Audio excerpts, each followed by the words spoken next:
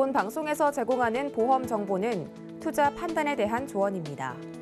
보험, 펀드 등의 가입은 투자자 자신의 판단과 책임에 따라 그 결과가 투자자 본인에게 귀속됨을 양지하시기 바랍니다.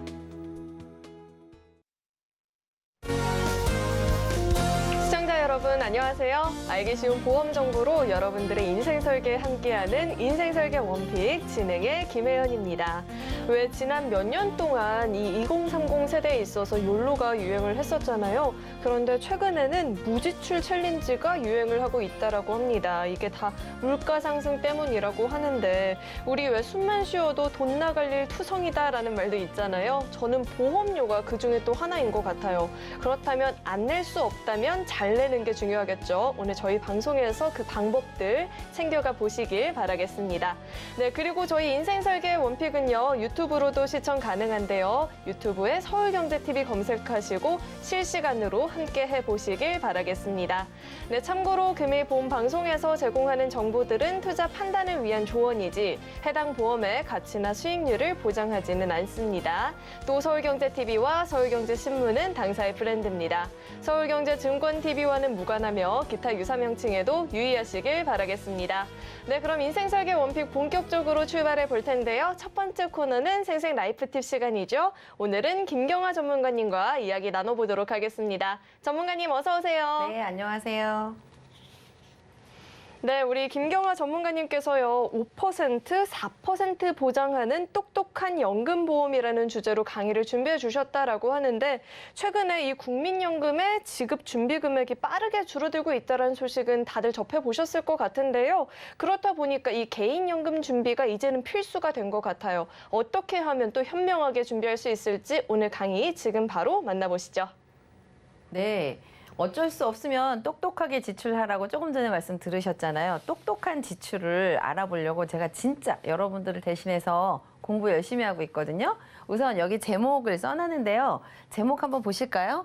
5% 그리고 5%, 4%를 보장하는 이런 금융상품이 있다. 그러면 여러분은 어떠시겠습니까?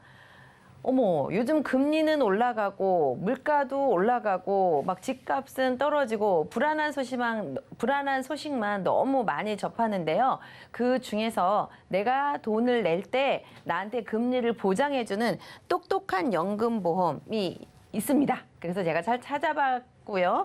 이 시대적인 배경이 어떤지 다시 한번 짚어드리려고 하는데요.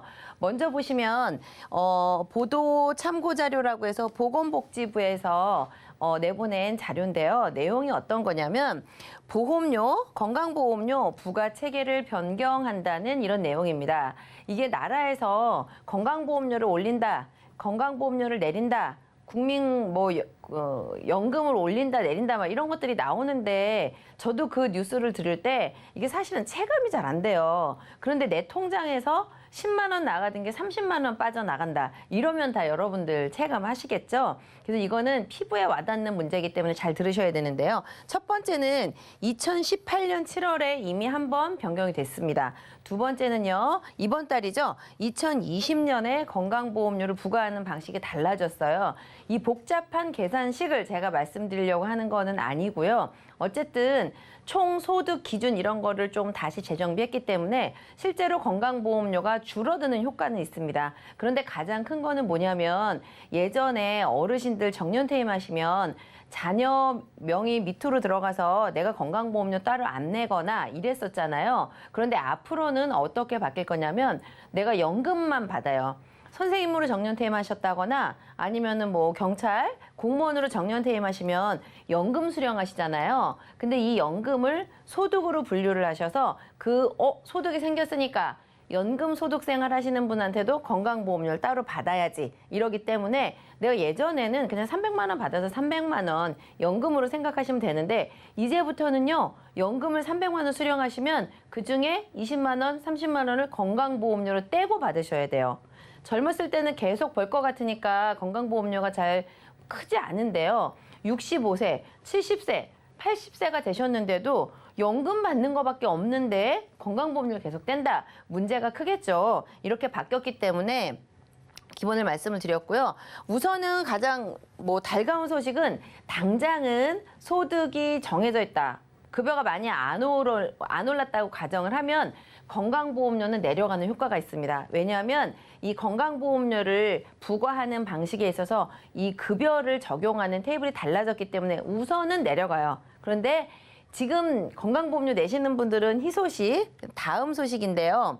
건강보험료 피부양자 자격 상실 안내라고 하는데 단어가 평상시에 안 쓰는 거니까 너무 어렵죠. 어떤 뜻이냐면 여기 실제 제가 공문을 실제로 받으신 거 문서를 제가 그 문서를 제가 사진 찍어가지고 갖고 오느라 이렇게 뿌해졌는데 내용이 뭐냐면 남편이 건강보험료를 가입하시면 세대는 한 건강보험에 다 피부양자로 들어가잖아요. 자녀가 직장 생활을 하고 있기 때문에 65세, 70세 되신 어르신들이 이 자녀의 피부양자로 나는 별도의 건강보험을 가입하지 않아도 됐어요. 그런데 앞으로는 아들 밑에 부모님, 딸 밑에 부모님 이렇게 피부양자를 추가로 못한다는 거예요. 그래서 그 전에 피부양자로 나는 자녀 밑으로 들어가 있었던 분들을 자격을 상실하게 하겠다. 다음 달부터는 내년부터는 자녀 밑에 못 들어간다. 이런 안내문을 받는 거예요. 너무 당황스럽죠. 나이가 먹어서 나는 이제 은퇴 생활을 해야 되고 60세, 70세, 80세가 됐는데 여태까지 건강보험료 안 내다가 이제부터는 피부양자 안 해줄 테니까 알아서 피부양자 되도록 이렇게 하라는 안내문을 받는 거예요. 그래서 이런 안내문을 준비 없이 그냥 받으셔가지고 당황하지 마시고 앞으로 이렇게 건강보험료 체계가 바뀔 수밖에 없기 때문에 이런 내용을 알고 이제 준비를 하려고 합니다. 제목에 써놓은 거 보이시나요? 세금보다 더 무서운 건강보험료. 세금은 종합과세 대상자들 점점 금액이 줄어들어서 내려오는데 건강보험료는 이 종합과세 대상자들이 폭이 줄어드는 속도하고 비슷한 속도로 줄지 않았어요. 그래서 앞으로는 건강보험료 납부하시는 분들을 훨씬 더 체감을 많이 하게 될 텐데 이 세금보다 훨씬 더 건강보험료 체계가 무섭습니다. 우리가 수입으로 받을 수 있는 거는요. 오늘 세법 공부할 게 아니라 제가 이거는 자세하게 말씀을 안 드릴 텐데 여기 나온 것처럼 이자를 받던지 배당, 사업소득, 근로소득, 연금, 기타소득 막 이렇게 있어요. 그런데 중요한 거는 우리가 나이 들어서 진짜로 내가 근로소득을 하거나 사업소득을 하거나 연금소득 이 정도 선에서 대부분의 사람들은 수입이 발생하겠죠. 그런데 어쨌든 세금은 다 떼는 거 마찬가지. 그런데 가장 큰 거는 연금 소득이 발생했는데 연금 소득에다가 건강보험료를 내라고 한다고 하니까 앞으로는 건강보험료를 최저로 내리는 방법이 너무 중요할 것 같습니다. 여러분 부동산을 많이 가지고 있거나 차를 대형차 이런 거 옛날에 기억하시죠? 집값이 오르거나 아니면 좋은 차를 타는 것만으로도 건강보험료를 많이 냈거든요. 근데 이제 차 이런 것도 좀 현실적으로 바뀌긴 할 건데요. 더 중요한 거는 연금을 수령하는데 건강보험료를 내 이렇게 바뀌기 때문에 앞으로는 지금 젊으셨을 땐 상관이 없는데요. 실제로 연금을 받는 나이는 진짜 은퇴 생활에 들어가는 거잖아요. 그럴 때 건강보험료를 내지 않는 방법을 찾아보는 게 저는 좋을 거라고 생각을 합니다. 그래서 가장 큰 거는요. 건강보험료 부담을 줄일 수 있는 방법은 현재 소득세법 시행령 16조 25조에 보면 우리나라에서 이자로 뭐뭐뭐뭐는 이자로 볼 거야. 두 번째는 이런 조건만 잘 지키면 세금을 하나도 걷지 않겠어. 이렇게 우리나라에서 정해놓은 게 있단 말이에요. 그러면 이 비과세가 중요한 게 아니고요. 비과세에 해당하는 금융상품을 갖고 있는다는 것은 연금소득이 아니기 때문에 건강보험료를 안 내는 거예요. 그래서 가장 중요한 거는 비과세가 결국은 보험 차익에 대해서 세금을 하나도 안 문다는 건데 이 비과세도 당연히 가장 좋지만 두 번째 효과는 건강보험료 부과를 하지 않는 금융상품을 선택하는 거기 때문에 두 가지의 효과를 다 볼 수 있습니다. 재산이 늘어나면 세금도 내야 되는데 건강보험료도 내는 효과를 내야 되는데 이렇게 잘 똑똑한 상품을 고르시기만 한다면 비과세에다가 추가로 두 번째 건강보험료까지 내지 않아도 되는 이런 연금소득을 가지고 계시는 게 건물 오피스텔 물려주는 것보다 훨씬 더 중요할 것 같아요. 나중에 오피스텔 하나 갖고 있으면 뭐합니까? 월세 받아서 건강보험료도 많이 내야 되고 금융비용도 내야 되고 고장나면 수리도 해줘야 되고 이러는데 똑똑한 금융상품 하나가 건물보다 훨씬 더 큰 값어치를 하기 때문에 어떤 금융상품을 선택하느냐가 너무 중요할 것 같습니다. 그래서 제가 이제 다음은 비과세를 어떻게 활용하느냐의 문제인데요.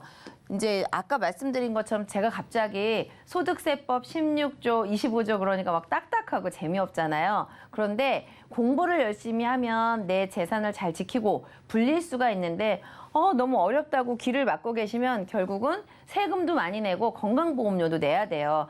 두 가지 활용하시면 좋을 것 같습니다. 첫 번째는 이 복잡한 내용이 있는데 1번 저축을 세금 하나도 안 내는 방법이 조건이 있어요. 일시납은 1억과 월납은 150만 원.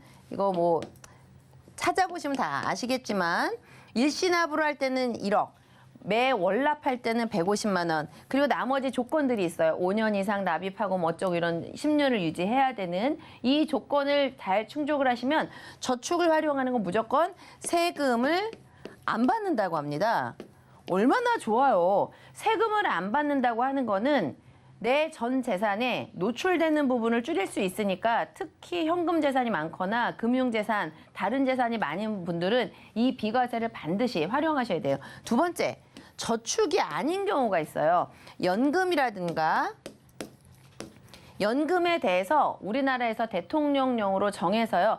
이런 기준을 맞춰서 연금으로 수령을 하는 금융상품에 대해서는 마찬가지로 세금을 한 푼도 받지 않겠다 이렇게 만들어놨거든요. 그러면 저축으로 활용하는 거 하나, 두 번째는 연금으로 활용하는 거 두 번째, 그리고 세 번째 보장성 보험이 있는데 어쨌든 복잡한 거 힘드시니까 단 두 가지 저축과 연금에 대해서 세금을 하나도 안 내고 건강보험료 부과받지 않는 이런 금융상품을 찾으셔야 돼요. 그게 바로 수익률을 5% 올리는 것보다 세금을 안 내는 게 훨씬 더 중요할 것 같습니다. 연금에서 건강보험료를 부과한다는 게 굉장히 크게 딱 제가 부과를 해놨는데요. 앞으로 연금 수령하는 것만으로도 건강보험료 내고 싶지 않으시죠? 다시 한번 공부하시는 게 좋을 것 같습니다. 그러면 어떻게 여러 가지 금융상품이 있는데요. 올해 막 뭐 증시 안 좋다, 하반기까지 안 좋다, 기준금리 올린다, 자꾸 이런 뉴스들이 나오는데 이것도 어느 큰 맥락에서 보면 한 시기인 것 같아요. 이게 뭐 장기적으로 30년 이렇게 갈 건 아니니까 그건 차치하고라도요. 이렇게 불안한 시기에는 제 생각에는 안정적이고 확실하게 내가 받을 수 있는 게 가장 중요할 것 같습니다. 그래서 돈을 내고 있는 기간 중에는 5%를 확정적으로 단리로 보장을 해줍니다. 여기가 딱 기준으로 반 나누었는데요. 이 앞에는 보험료를 납입하는 납입 중인 거고요. 그 다음에 여기까지만 딱 돈을 내고 여러분들이 정하시는 거예요. 나는 10년만 내겠다, 15년 내겠다. 우리 애들은 아직 어리니까 20년 정도 낼 수 있어. 그 기간까지, 돈 내는 기간까지는 어쨌든 5%를 확정적으로 보장해 줍니다. 돈을 다 내고 딱 끝나죠. 그것이 거치 기간인데요. 거치하는 기간 중에는 4%를 보장을 해주는 거예요. 이렇게 불안한 시기에 얼마나 든든합니까? 돈 낼 때는 5%, 돈 내는 게 다 끝나고 기다리는 시기에는 4%를 확정적으로 보장을 해서 시간이 지났을 때 내 컨디션에 맞게 나는 65세부터 연금을 수령하겠어. 아니야, 65세 너무 빨라. 70부터 받겠어. 나이를 정하시면 그때까지 무조건 4%로 계속 보장을 해주니까 어떨 때는 올라가고 어떨 때는 내려가고 롤러코스터 타지 마시고요. 지금처럼 5%, 4%를 딱 보장해주는 이런 연금이 있다 그러면 아까 말씀드린 세금 하나도 안 내는 거, 건강보험료 안 내는 거, 이 두 가지를 합산해서 다 받을 수 있기 때문에 아주 똑똑한 연금이 아닌가 싶습니다.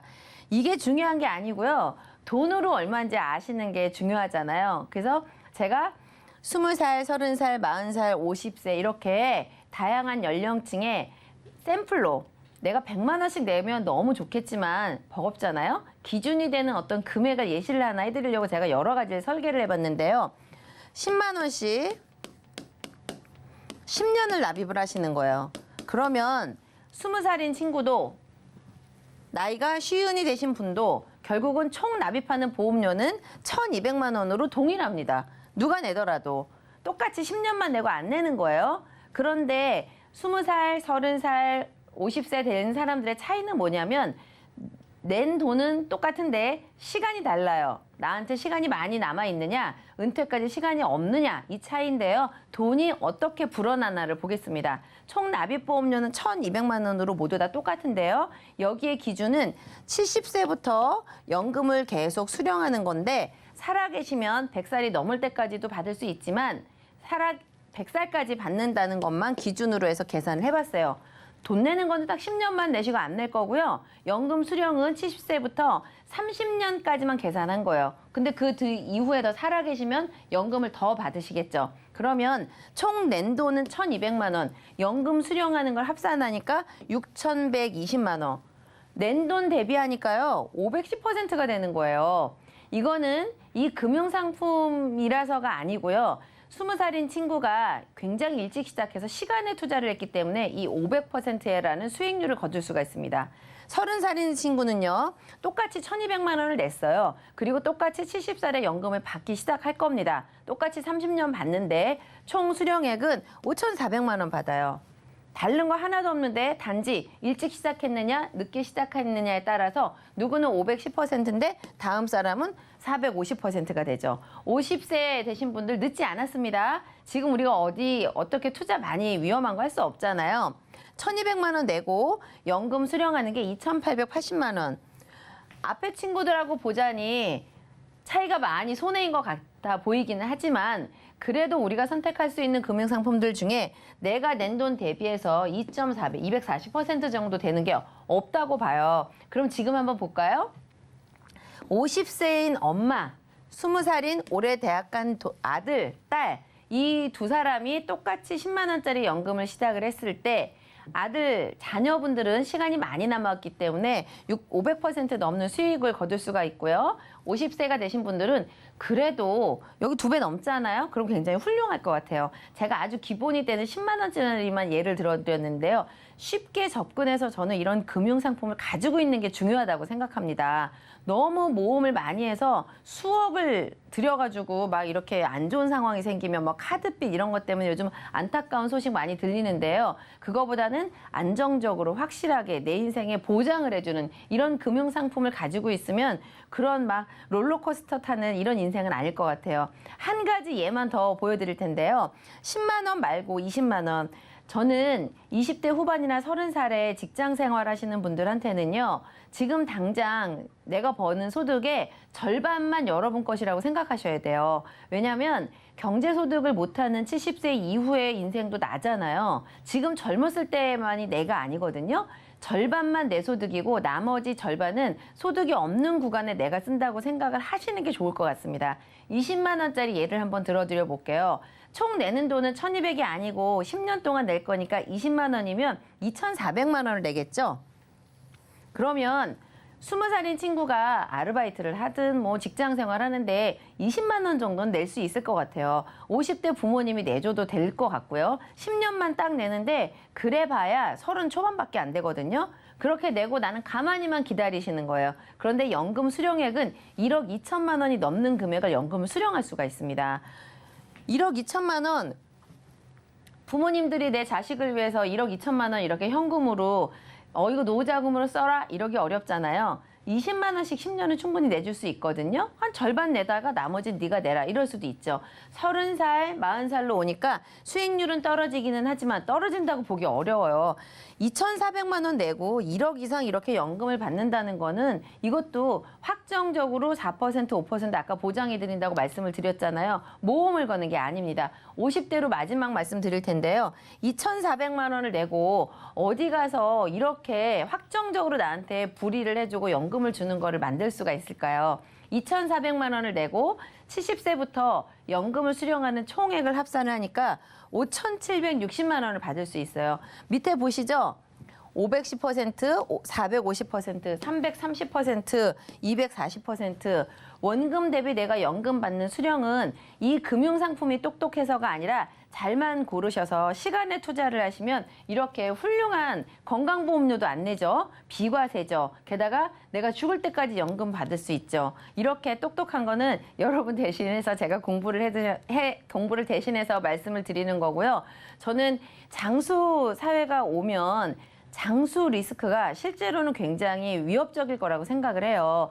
국가에서 해주면 좋겠지만 국가에서 모든 걸 다 책임지라고 할 수 없기 때문에 경제활동을 하는 우리가 우선은 나의 미래에 대해서 똑똑한 공부를 좀 하셔가지고요. 큰 금액이 아니더라도 소액이라도 저는 연금을 대한민국에 모두 다 연금을 반드시 준비하는 그날까지 연금에 대해서 계속 공부를 해서 여러분들에게 좋은 정보를 알려드리도록 하겠습니다. 제가 오늘까지 준비한 자료는 여기까지 말씀드리도록 하겠습니다.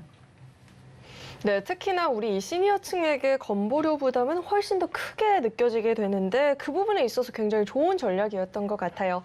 오늘 이렇게 좋은 강의 준비해 주신 우리 김경화 전문가님과는 여기서 인사 나누도록 하겠습니다. 전문가님 오늘 말씀 고맙습니다. 감사합니다. 네, 오늘 강의 내용 핵심만 또 모아서 정리해 봤으니까요. 화면으로 확인해 보시죠.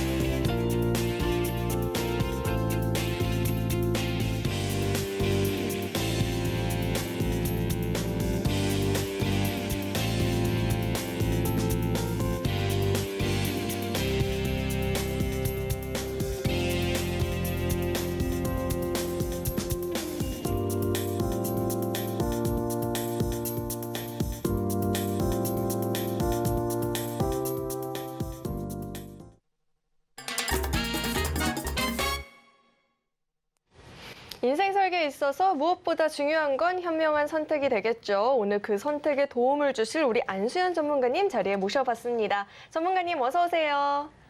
안녕하세요. 네, 오늘은 또 어떤 주제로 이야기 나눠보면 좋을지 오늘의 주제 화면으로 확인해 보시죠. 오늘의 주제는 선지급 종신보험입니다. 흔히 요즘 같은 시대를 유병장수 시대라고 하죠. 기대 수명은 늘어났는데 건강 수명이 짧아지면서 종신보험의 경우 사망 보장은 물론 다양하게 활용할 수 있는 기능이 포함된 보험으로 진화하고 있는데 그렇다면 이 선지급 종신보험의 경우 어떻게 활용하면 좋을지 이야기 들어보도록 하겠습니다. 네, 선지급 종신보험, 이 활용법 어떤 게 있을지 굉장히 궁금한데요. 우선 주제 선택해 주신 이유부터 짚어주시죠. 네, 우리가 살면서 그 위험을 보장하는 거는 크게 세 가지로 구분할 수가 있습니다. 빨리 죽는 거, 그리고 오래 사는 거, 그리고 아팠을 때를 대비해서 이렇게 이 세 가지를 대비해서 보험을 준비하는데요. 지금 사연의 시청자님 같은 경우는 조기 사망, 그리고 많이 아팠을 때를 대비해서 보험을 준비하신 선지급 종신보험을 준비하셨습니다. 하지만 요즘 같은 경우는 의료기술이 발달됨에 있어서 내가 빨리 죽고 싶어도 쉽게 죽어지지 않는 그런 시대입니다. 그렇기 때문에 요즘 보험에 맞는 의료 환경에 맞는 보험을 좀 준비하시는 게 좋지 않을까 해서 한번 짚어보는 시간을 갖도록 해보도록 하겠습니다. 네, 이 유병장수 시대에 맞는 보험이라 굉장히 궁금하죠. 그럼 구체적으로 어떤 사례를 만나보셨는지 이야기해 주시죠. 네, 이 시청자분 같은 경우는 40대 남자분이세요. 그리고 20만 원대의 그 선지급 종신보험을 준비하셨는데요. 보장 내용을 보시면 사망보험금이 5천만 원입니다. 그리고 혹시나 중대한 그 사망에 이르는 상태가 되시면 선지급으로 80%, 4천만 원 정도를 먼저 지급을 받으시는 건데 그 선지급이라는 그 조건이 자막에 나오죠. 중대한 암이나 중대한 뇌졸중, 중대한 급성 심근경색, 그리고 또 중대한 수술 이렇게 5가지 정도에 해당이 되면 먼저 80%를 선지급을 받는데 요즘 우리와 환경 같은 경우는 사실 2년에 한 번씩 나라에서 건강검진도 하고요. 그리고 조금만 아파도 MRI라든지 뭐 초음파 이런 거를 시행하기 때문에 중대한 상태까지 되도록 몸 상태가 되질 않습니다. 그렇기 때문에 의료 환경에 맞게 보험 또한 약간의 조정이 좀 필요하신데요. 구체적으로 내용을 좀 보시면 사망보험금 5천만 원에 그리고 두 번째 뭐 CI 보험 그리고 2대 진단 특약 여러 가지가 있는데 보험료가 무려 20만 원이 넘습니다. 그러면 이분이 가입하신 나이는 2016년이고요. 한 5년 넘게 납입을 하셨는데 앞으로 납입할 그 보험료가 15년 정도가 남아 있으세요. 그러면 40대 남자분이 15년이면 55세죠. 그러면 한참 이런 성인 질병이 많이 발병할 나이가 되시는데 이런 사망보험과 이런 중대한 질병에 대한 보장을 같이 갖고 가시면 그리고 이 중대한 질병이라는 게 암이나 중대한 뇌졸중이나 중대한 급성 심근경색 이 중에서 먼저 걸리는 질병이 보장이 되는 거고 나머지 2가지 질병은 보장이 안 되기 때문에 보장의 공백이 생긴다 이렇게 볼 수가 있습니다. 그러면 어떻게 하는 게 좋은 방법일까요? 팁! 네, 분리하는 겁니다. 사망은 사망대로 분리하고요. 보장은 보장대로 각각 분리하는 방법을 한번 구성을 해봤는데요. 첫 번째, 그 다음 장면에 보시면 우리가 가장 많이 걸리는 게 암입니다. 요즘은 우리 환경이 표적항암제다, 면역항암제다 여러 가지가 나와 있잖아요. 암 부분에 있어서 정말 요즘 암은 정말 여력만 있으시면 얼마든지 조기 발견하시고 충분히 치료가 가능합니다. 그리고 암 생존율이 너무 많이 오르고 있기 때문에 암이 예전 같은 경우는 암 걸렸다 하면 내가 언제까지 살 수 있지 이렇게 생각하실 수 있지만 요즘 같은 경우는 암도 쉽게 극복을 할 수가 있기 때문에 암 관련된 치료비 이렇게 준비하실 수가 있고요. 요즘 같은 경우는 워낙 치료가 잘 되어 있기 때문에 저렴한 보험료로 이렇게 암 관련돼서 따로 준비하시는 게 좋습니다. 우리가 암 관련돼서는 보장이 진단비만 있는 게 아니고요.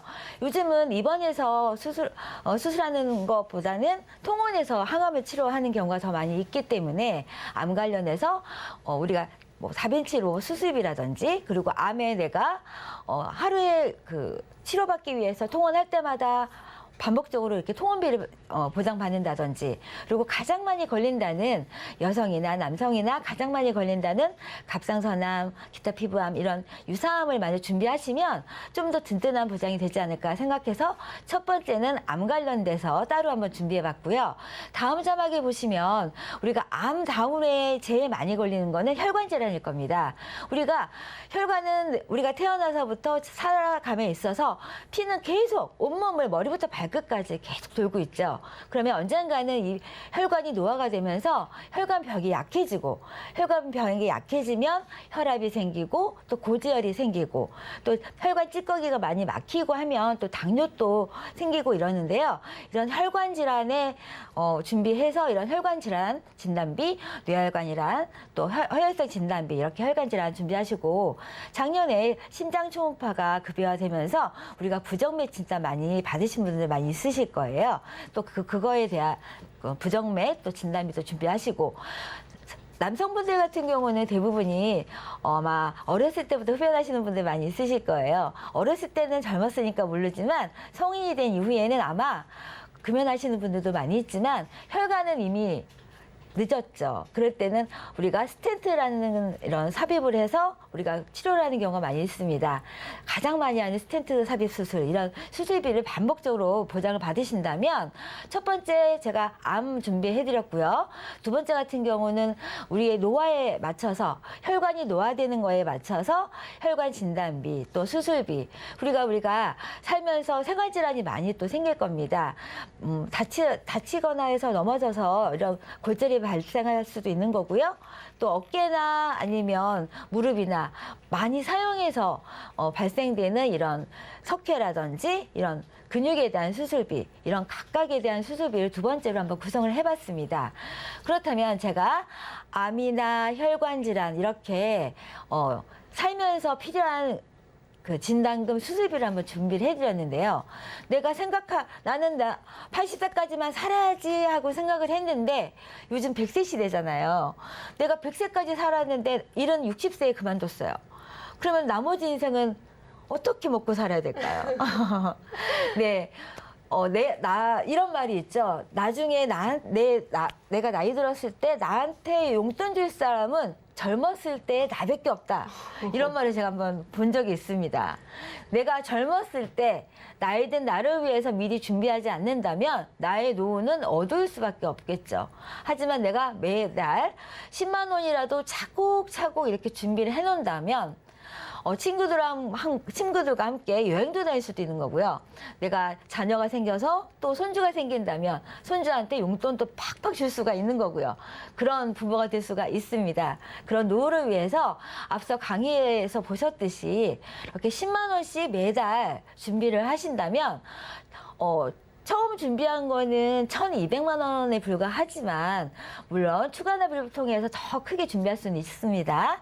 1,200만 원에 불과하지만 여기 총 받는 수령 금액을 보시면 수익률이 한 거의 300%가 넘습니다. 그렇다면 내가 낸 돈 대비 거의 3배 정도를 내가 돌려받을 수가 있는 게 바로 연금 전략입니다. 그렇다면 지금 말씀드렸습니다. 한번 정리를 한번 해보겠습니다. 20만 원 넘는 먼저 아파서 죽을 거에 대비한 선지급 종신보험을 유지하는 것보다는 이렇게 가장 많이 걸리는 암, 그리고 노화에 따른 혈관질환 수술비, 그리고 내가 많이 오래 살 거에 대한 이런 연금, 이렇게 세 가지를 먼저 준비하신다면 하나의 어떤 병이 먼저 걸릴까 이렇게 노심초사하는 것보다는 각각의 진단금을 준비하시고 나의 노후 또한 든든하게 준비하면 이 또한 좋은 전략이 아닐까 생각해서 한번 구상을 해봤습니다. 네, 기존에는 이 중대한이라는 조건부 지급이었다면 이제는 공백 없이 보장을 받을 수 있게 됐죠. 여기에 연금보험까지 챙겨주셨는데 그렇다면 이 밖에 또 어떤 주의사항이 더 있을까요? 우리가 연금을 준비함에 있어서 40대는 사실 뭐 그렇게 빠른 나이는 아닙니다. 하지만 40대는 제가 연금을 예시하긴 했지만 여기에 아까 앞서서 말씀드렸듯이 오래 살고 또 아프고 조기 사망에 대한 보장이 빠졌습니다. 조기 사망에 대한 보장이 빠졌죠. 연금도 중요하지만 만약 내가 가장이 있고 자녀가 많다면 연금 플러스 또 조기 사망에 대한 종신보험을 연금과 더불어서 같이 준비하시는 것도 좋은 팁이 아닐까 생각이 됩니다. 네, 이 표적 항암 치료제가 나온 게 엊그제 같은데 또 최근에는 바이오 기업의 면역 항암 치료제 임상 성공 소식을 종종 접할 때가 있었는데요. 이렇게 의료 환경이 변화할 때마다 내 보험도 업데이트를 해보는 게 필수일 것 같습니다. 네, 참고로 금일 본 방송에서 제공하는 정보들은 투자 판단을 위한 조언이지 해당 보험의 가치나 수익률을 보장하지는 않는다는 점 꼭 참고해 주시길 바라겠습니다.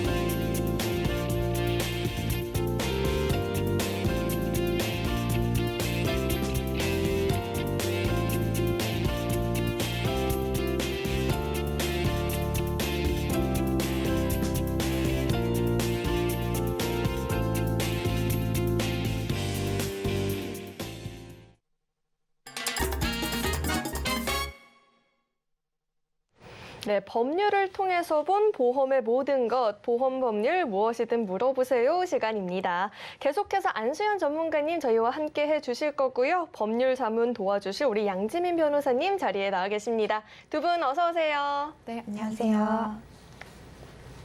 네, 드디어 기다리고 기다리던 여름 휴가철이 다가왔습니다. 최근에 이 5년 동안 여름 휴가철 교통사고 특성을 도로교통공단에서 분석을 했는데요. 하루 평균 4건이 더 많은 것으로 나타났습니다.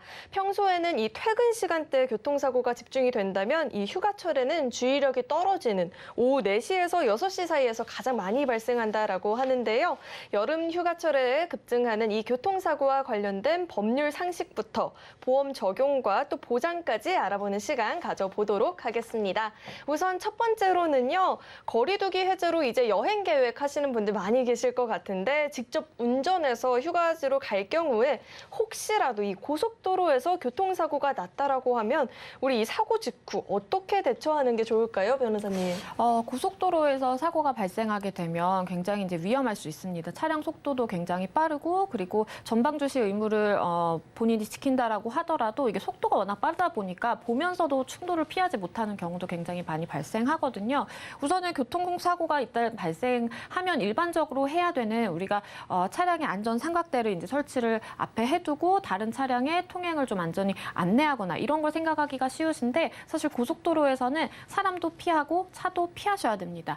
일반적인 도로에서는 주행 속도가 그렇게 빠르지 않기 때문에 삼각대를 설치해놓고 이렇게 수신호로 비켜가라고 하는 차량들도 많이 볼 수가 있어요. 그런데 고속도로에서 그렇게 하다가는 2차 사고가 발생할 가능성이 굉장히 높아서 일단은 물론 안전 삼각대라든지 뭐 불꽃 신호라든지 이런 게 필요한 경우에는 어쩔 수 없이 하겠지만 우선적으로는 관련 증거들, 그러니까 사진이라든지 동영상 확보해 두신 다음에는 안전한 갓길로 차량과 사람 역시 피하시는 게 조금 필요할 것 같고요. 만약에 이제 부상자가 발생하게 되면 부상자를 구호할 의무가 있습니다. 만약에 그렇게 하지 않고 그 자리를 그대로 떠난다든지 그러면 많이들 이제 아시는 것처럼 뺑소니 사건이 될 수가 있고요. 그러면 이제 특정 범죄 가중 처벌 등에 관한 법률에 따라서 처벌을 받게 되기 때문에 일단은 부상자가 있으면 구호 의무까지 있다라는 점까지 기억하시면 좋겠습니다.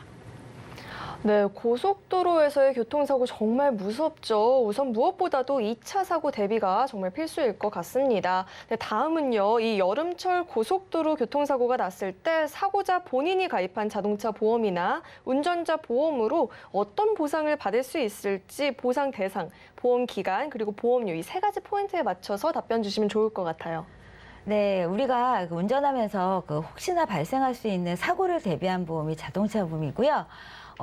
운전자 보험은요, 이 사고로 인해서 내가 책임이 생겼을 때 그거를 대비한 보험이라고 볼 수 있습니다. 그리고 자동차 보험 같은 경우는 우리가 운전하면서 이제 남을 다치게 하거나 사망에 이르게 하거나 이런 배상 책임이 생길 경우 또 그리고 그러니까 물건에 대해서 이런 배상 책임이 생길 경우에 이제 물어주는 보험이라고 생각하시면 되고요. 운전자 보험 같은 경우는 교통사고로 인해서 내가 벌금을 낸다거나 벌금을 내는 이런 형사적인 책임이나 그리고 면허가 취소가 되거나 정지되는 이런 행정적인 책임까지 보장을 해준다고 생각하시면 되고요.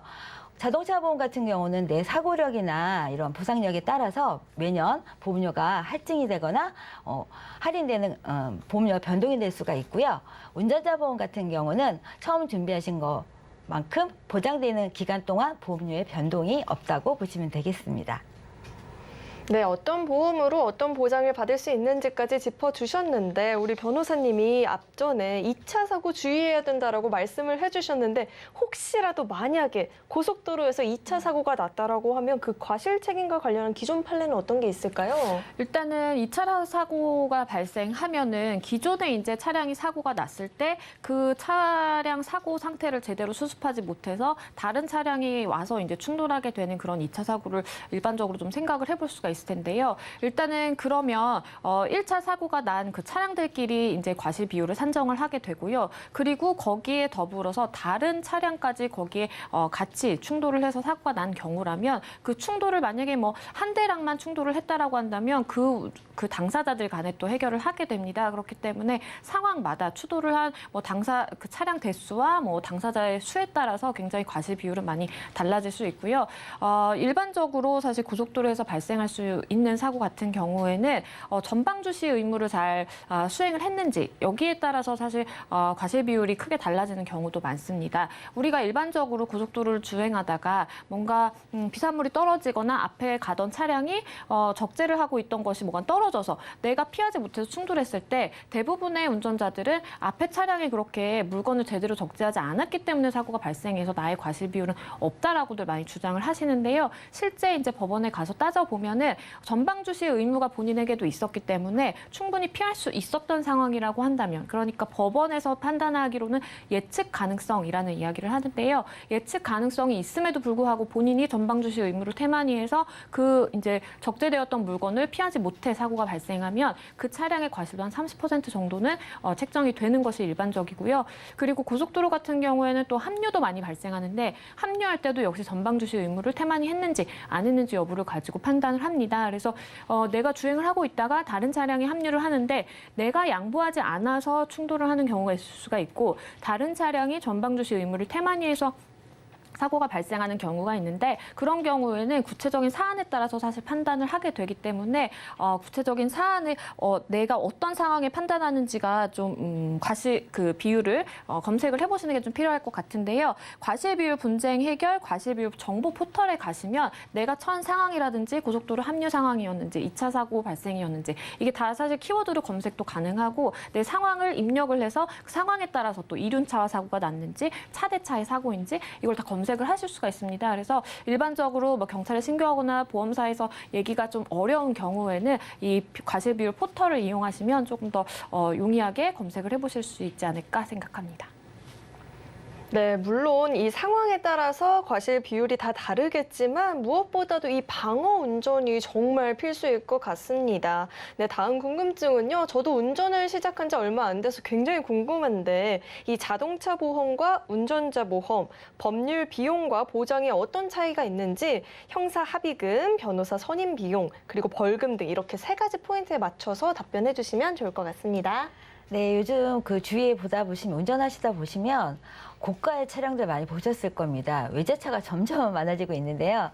이런 자동차 보험 같은 경우 준비하실 때, 다른 차를 물어줄 때 5억하고 10억하고 보험료의 차이는 많이 나지 않습니다. 그렇기 때문에 1년에 대해서 보장받는 거기 때문에요.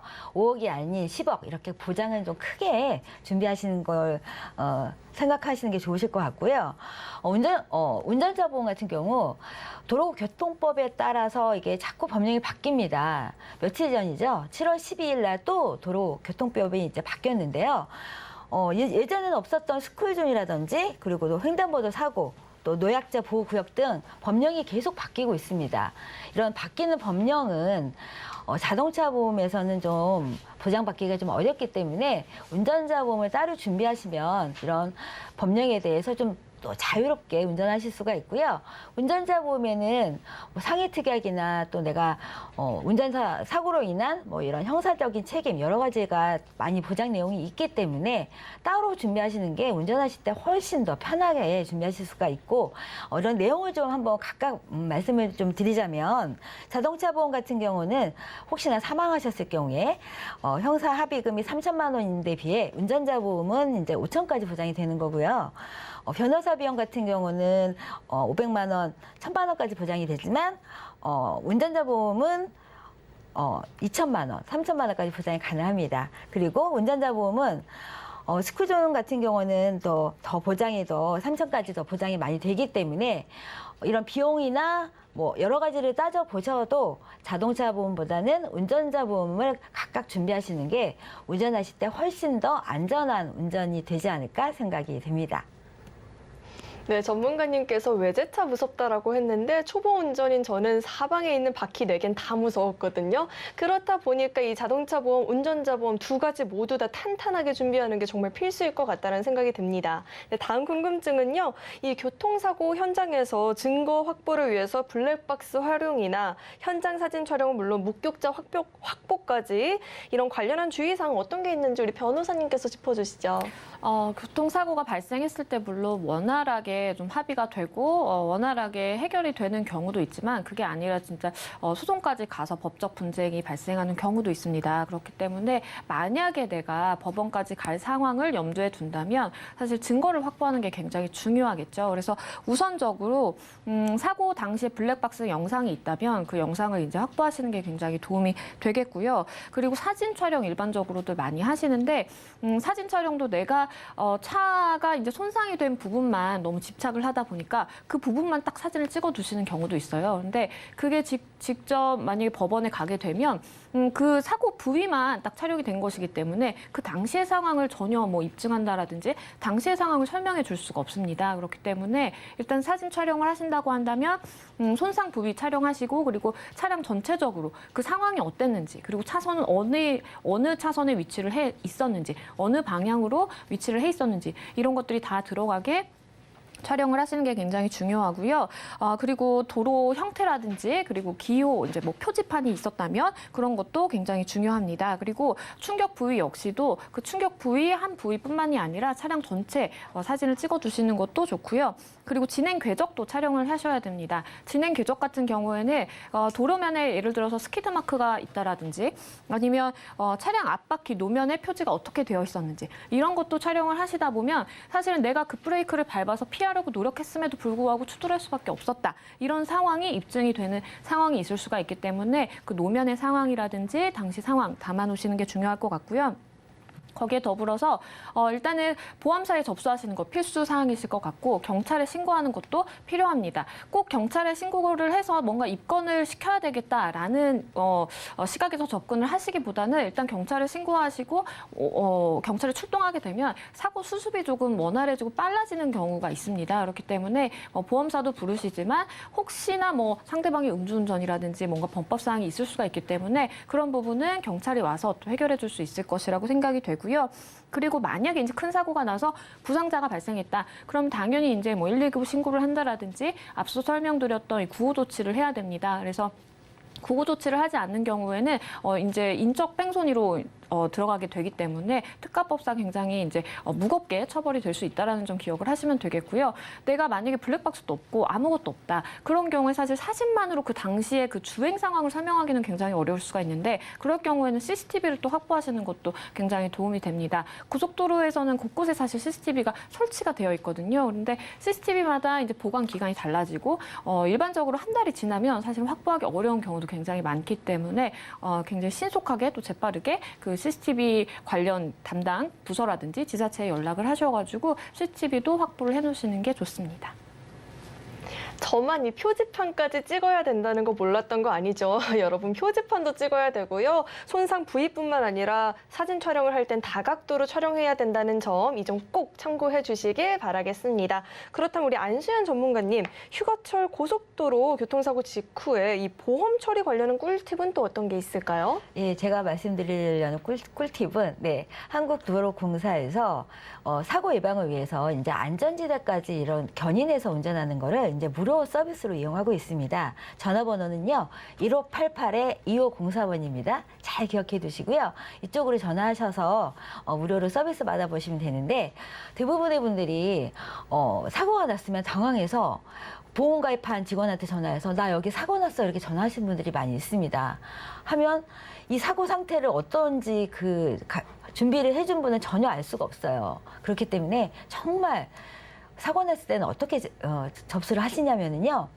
어느 보험사에 가입했는지는 아마 증권 조그만 거 갖고 다니실 거예요. 항상 차량 위에 갖고 다니시고요. 고객센터에 전화하시는 게 가장 빠른 방법입니다. 고객센터는 24시간 열려있기 때문에 고객센터에 전화하셔서 지금 내 상태가 어떤지 그리고 그 고객센터에서 어떻게 차량을 사진을 찍어야 될지 이런 거를 다 안내를 해줄 거니까요.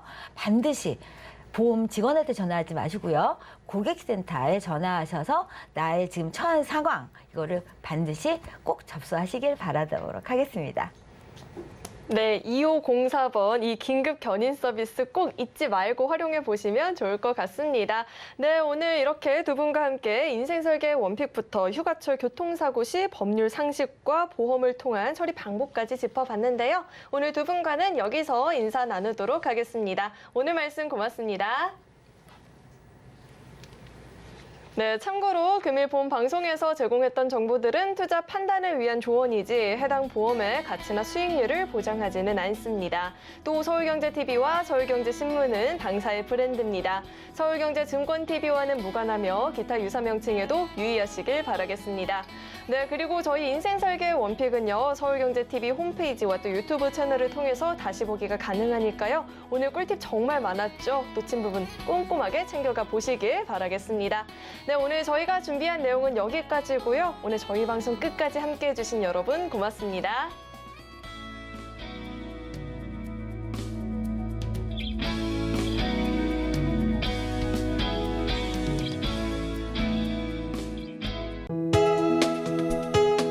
본 방송에서 제공하는 보험 정보는 투자 판단에 대한 조언입니다.